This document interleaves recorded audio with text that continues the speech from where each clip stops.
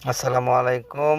অত্যন্ত দুঃখের সাথে জানাতে হচ্ছে, আমাদের স্বৈরাচার থাকা অবস্থায় আমরা বিশেষ করে ইসলামী স্কলার আমাদের দিনের যারা দায়ী ছিল তাদেরকে যেভাবে বিভিন্ন জায়গায় বাধা প্রদান করা হতো, সেই জিনিসটা কিছুদিন বন্ধ থাকলেও আবার কিছু দলের ভিতর থেকে ঘাপটি মেরে থাকা কিছু ব্যক্তি সরাসরি ইসলামী স্কলার বক্তাদেরকে বিভিন্ন ওয়াজ মাহফিলে বাধা প্রদান করতেছে।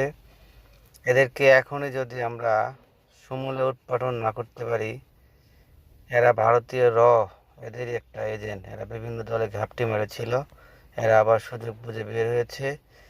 এই দেশে আপনাদের ঠাঁই হবে না। ইসলামের পিছনে যারা লেগেছে, আলেমদের পিছনে যারা লেগেছে, তারা কিন্তু কেউ ভালো নেই। তারা কেউ কিন্তু শ্রদ্ধার সঙ্গে আর জীবনযাপন করতে পারেনি। আপনাদের অবস্থা তার